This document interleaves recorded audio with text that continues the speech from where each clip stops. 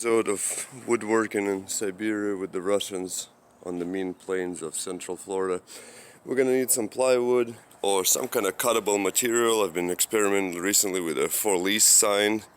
I found some scrap ones laying around, so they work too since plywood prices are now crazy. Jigsaw, some skinny blades for it. I'm just showing the mix pack if you want to start off there. That's not a bad place. Screwdriver, Sergey the sender. Look at that smiling guy. He looks terrified. A professional projector. Power. Some D-rings so we can do the hardware. Some super soft finger friendly, super soft strand. Something, what's it called? Wire.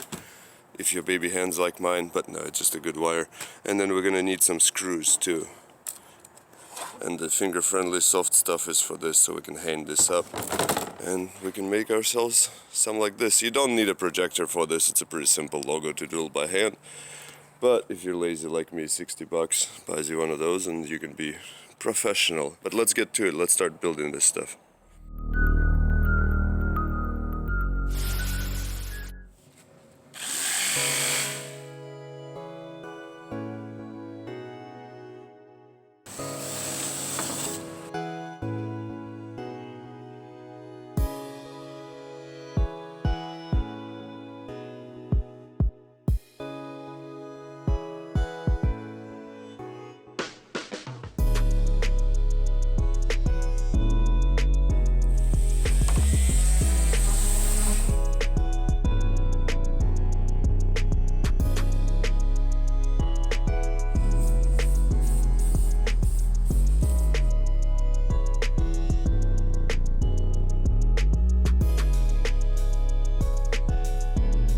So that one's pretty much put together, we won't look at it yet.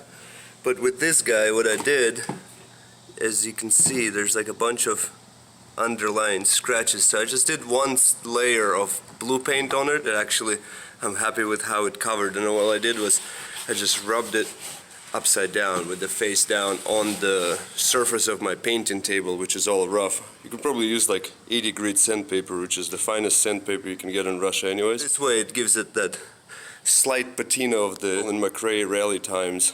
And so let's go ahead and we're gonna dry brush it a little bit to give it even more aged look. Yeah, just make sure your brush is dry. I know it doesn't work to dry brush things if your brush is not dry. But I've been painting a bunch of stuff and I messed up my other brush, so I only have this one nice brush now.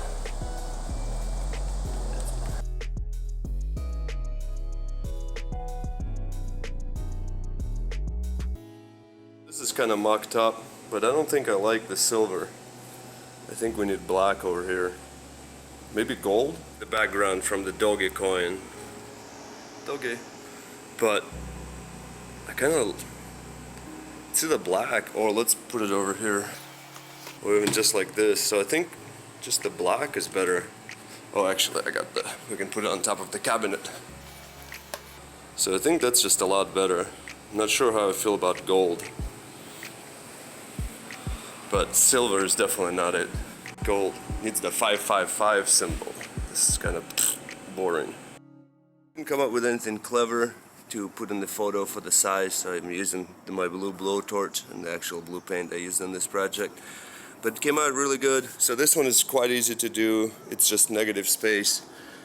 And the black does look better. I left it just with one coat of black, so it's streaky a little bit, so it kind of matches all that slightly kind of weathered old look, so I think that's better.